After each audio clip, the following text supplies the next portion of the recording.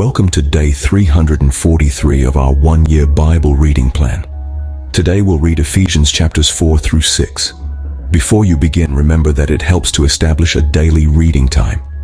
Begin with a short prayer, asking the Holy Spirit for wisdom and understanding. Always read for understanding and to hear from God, not just to finish today's reading. Please like, subscribe, and share this video to bless someone else. Now let's begin.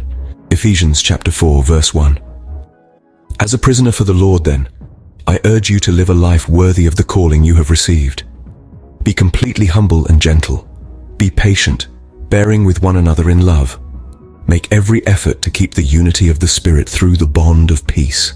There is one body and one Spirit, just as you were called to one hope when you were called. One Lord, one faith, one baptism, one God and Father of all, who is over all and through all and in all. But to each one of us grace has been given as Christ apportioned it. This is why it says, when he ascended on high, he took many captives and gave gifts to his people. What does he ascended mean except that he also descended to the lower earthly regions? Verse 10, he who descended is the very one who ascended higher than all the heavens in order to fill the whole universe. So Christ himself gave the apostles, the prophets, the evangelists, the pastors and teachers to equip his people for works of service, so that the body of Christ may be built up until we all reach unity in the faith and in the knowledge of the Son of God and become mature, attaining to the whole measure of the fullness of Christ. Then we will no longer be infants, tossed back and forth by the waves and blown here and there by every wind of teaching and by the cunning and craftiness of people in their deceitful scheming. Instead, speaking the truth in love, we will grow to become in every respect the mature body of him who is the head, that is Christ. From him the whole body, joined and held together by every supporting ligament, grows and builds itself up in love, as each part does its work. So I tell you this, and insist on it in the Lord, that you must no longer live as the Gentiles do, in the futility of their thinking. They are darkened in their understanding and separated from the life of God, because of the ignorance that is in them due to the hardening of their hearts. Having lost all sensitivity, they have given themselves over to sensuality, so as to indulge in every kind of impurity, and they are full of greed. Verse 20. That, however, is not the way of life you learned when you heard about Christ, and were taught in him in accordance with the truth that is in Jesus. You were taught, with regard to your former way of life, to put off your old self, which is being corrupted by its deceitful desires, to be made new in the attitude of your minds, and to put on the new self, created to be like God in true righteousness and holiness. Therefore each of you must put off falsehood and speak truthfully to your neighbor, for we are all members of one body. In your anger, do not sin. Do not let the sun go down while you are still angry, and do not give the devil a foothold. Anyone who has been stealing must steal no longer, but must work, doing something useful with their own hands, that they may have something to share with those in need. Do not let any unwholesome talk come out of your mouths, but only what is helpful for building others up according to their needs, that it may benefit those who listen. Verse 30. And do not grieve the Holy Spirit of God, with whom you were sealed for the day of redemption. Get rid of all bitterness, rage and anger, brawling and slander, along with every form of malice. Be kind and compassionate to one another, forgiving each other, just as in Christ God forgave you. Ephesians chapter 5 verse 1. Follow God's example, therefore, as dearly loved children, and walk in the way of love, just as Christ loved us and gave himself up for us as a fragrant offering and sacrifice to God. But among you there must not be even a hint of sexual immorality, or of any kind of impurity, or of greed, because these are improper for God's holy people. Nor should there be obscenity, foolish talk, or coarse joking, which are out of place, but rather thanksgiving. For of this you can be sure, no immoral, impure, or greedy person, such a person is an idolater, has any inheritance in the kingdom of Christ and of God.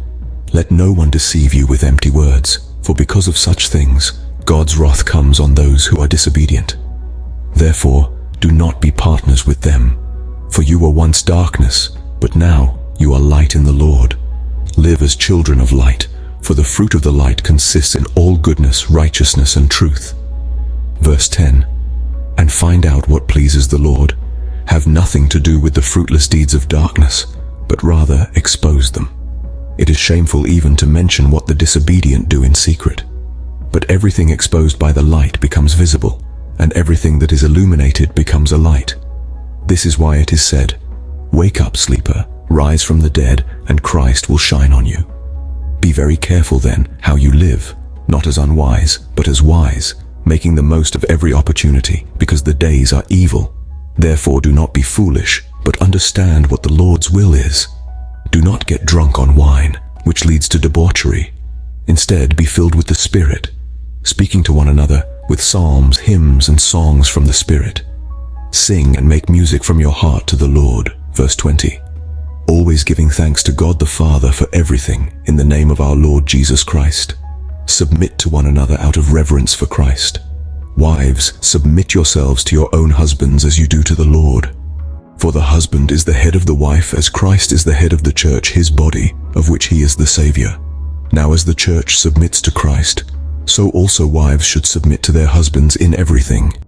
Husbands, love your wives, just as Christ loved the church, and gave himself up for her to make her holy, cleansing her by the washing with water through the word, and to present her to himself as a radiant church, without stain or wrinkle or any other blemish, but holy and blameless. In this same way, husbands ought to love their wives as their own bodies.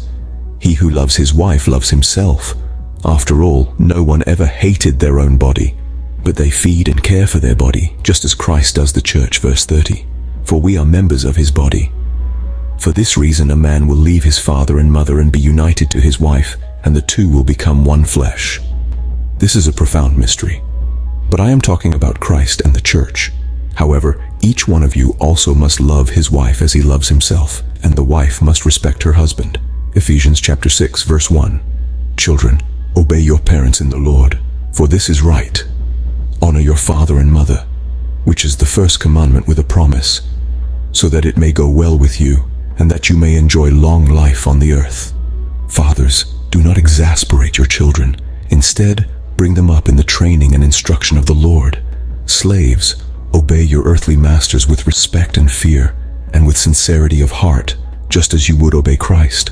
Obey them not only to win their favor when their eye is on you, but as slaves of Christ, doing the will of God from your heart. Serve wholeheartedly, as if you were serving the Lord, not people, because you know that the Lord will reward each one for whatever good they do, whether they are slave or free.